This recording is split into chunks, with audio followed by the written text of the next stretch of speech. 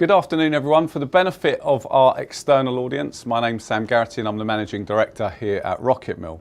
And this afternoon I want you to ask yourselves, are we paying too high a price for the free internet? And to help you along, I'm going to do a fair bit of scene setting. Now, the internet was created as a counterculture to the then undisruptible tech behemoths such as IBM. And these early innovators, these founders of the internet, were children of the flower power generation. And they shared a very aligned vision for what the internet could be. They thought it could change the world, and that was their lofty goal. But in amongst those goals, they had some more humble ones, such as us sharing more information with one another and connecting with more people. And Steve Jobs famously referred to the internet as something that could act as a bicycle for our minds. However, their socialist utopia was disrupted by capitalism. Following the subprime crisis of 2007 and the ensuing global economic downturn, and having witnessed the overnight success of businesses like Facebook, Wall Street turned their attention west towards Silicon Valley. Now, the combination of this commercial acumen from Wall Street with the unique growth stories of businesses such as Google and Facebook fundamentally changed the culture within Silicon Valley. The internet was no longer a vehicle to change the world. It was essentially a platform for businesses to build an overnight fortune on. And this new iteration of Silicon Valley was like a nuclear arms race.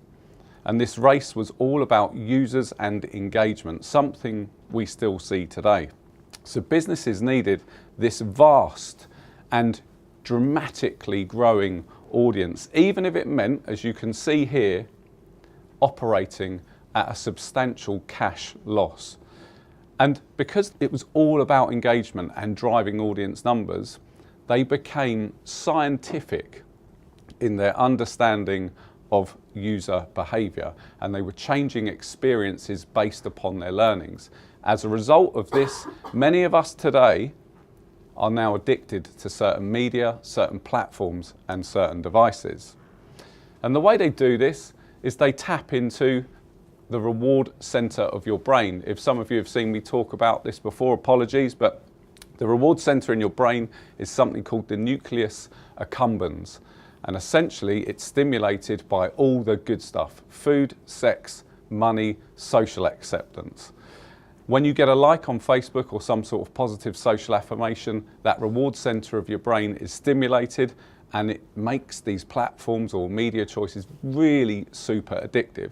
But in the context of this talk today, much more interestingly, it's been proven that anger is the emotion that drives engagement most. And that's because we experience a dopamine kick every time we experience the emotion of anger. So, the internet gave us super addictive platforms and media, all in pursuit of this engagement race. All we needed now was something to allow us to access it anywhere, anytime, 24/7.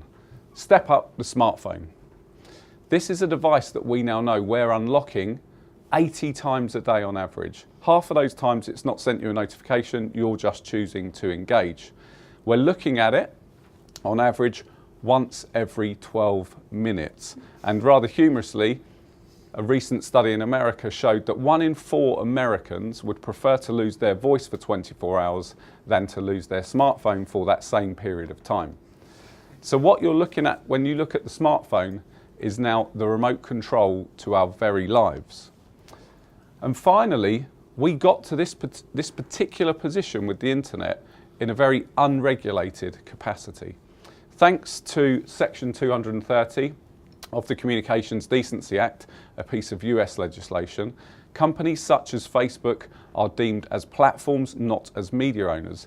So that means they are not necessarily liable or responsible for the content that we publish on their platforms. So that's the internet of today. It's unregulated, it's driven by engagement, which makes it very, very addictive, and it's free because it's paid for by advertising.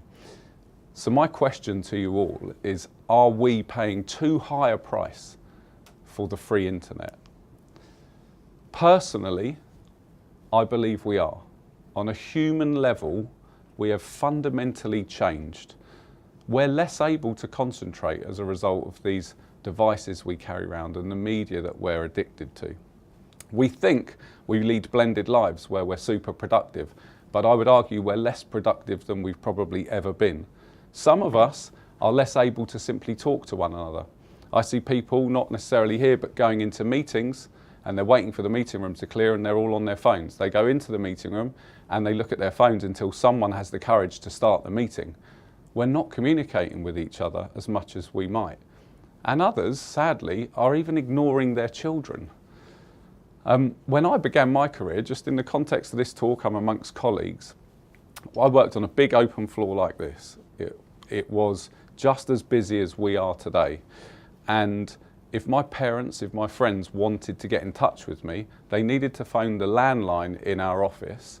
And we all had individual phones, but often I wasn't around. I'd be in a meeting or I'd be out and about. That meant my mum, for instance, would speak to my colleagues on a regular basis. And they would know my mum. And they would have a relationship of some kind. Now, back then, I personally felt like my life outside of work and my life inside of work was far more blended, and I had richer relationships as a result. And that's the world I personally would like to live in, a world where I'm more mindful, a world where I live in the moment, a world where I engage with you, my colleagues, with my family and with my friends in a more meaningful sense, let alone just simply being able to concentrate on an episode of Love Island. Now, on a more serious note, I also feel it's changed our societies. We now consume content that by and large is personalised for us, and this personalisation is driven through algorithms. Now what that means is your newsfeed on Facebook is driven by the things that you already like, dwell upon and share. Now to give you some context around that, let's cast our mind back 20 years ago and imagine for a moment you are a white supremacist in the US. You would have to discreetly discover the people that lean in your particular direction. You would then probably meet them in the woods and chuck on a white cape. I reckon in those circumstances you were pretty damn sure that you lived in a minority of people that felt the way that you did. In today's world, in that same person's mind, through the lens of their Facebook feed, for instance, they might well think that half of the world is aligned to their way of thinking. And that is dangerous because what it does is it legitimizes each of our biases as a result. And what this has done, if you fast forward a while, is it has polarized our communities and our politicians follow the votes. So now we have a decentralized, if you like, they've moved out of the middle ground, our politicians are reflecting us. And this is some of the results.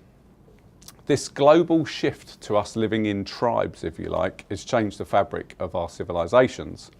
Closer to home, things like data breaches and fake news may well have combined to change the path of two of the most powerful democracies in the world with Brexit and Trump. But further afield, in cases such as Myanmar, it's far more troubling. The UN there are investigating a potential genocide and are looking into the role of hate speech that was spread through Facebook.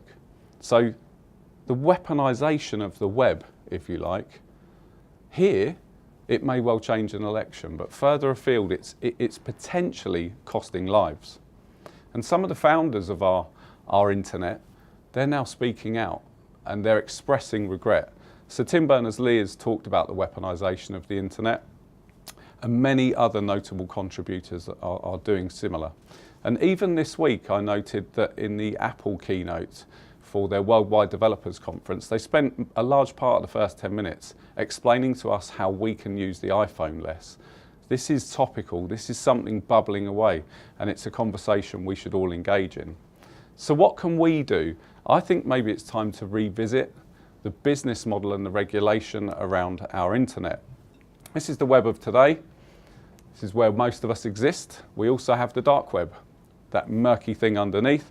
Maybe it's time to create a higher entity, something that is safer, more ethically sound, and very importantly, something that is regulated.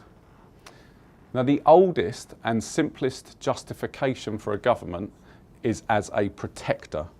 So maybe it's time for each government to fund an independent body to govern its domestic internet. In this world, websites and apps would need to apply for a license. That license could obviously be revoked if they didn't meet certain ethical standards. All of those websites and apps would be deemed a publisher, so they are wholeheartedly responsible for the content that they surface.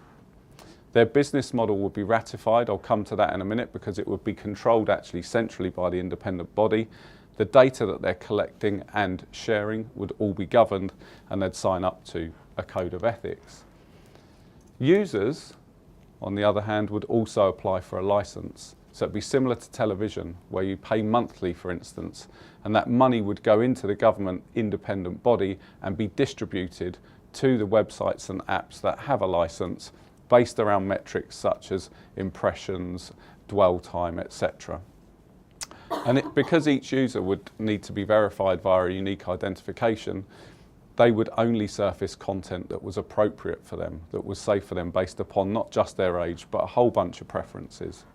Now, this model would, in my opinion, or could incentivize better content. It would, in my opinion, encourage a more moderate use of technology. If it was set up correctly, it would go a long, long way to eradicating fake news, and it would further build upon GDPR with protection of all of our data. So in summary, I just want to be really clear on this. I wholeheartedly believe in the ethics and vision of the free internet, but I also can see how our internet has morphed into something different. It's become weaponized.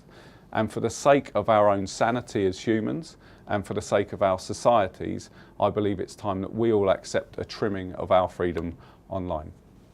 Thank you for listening.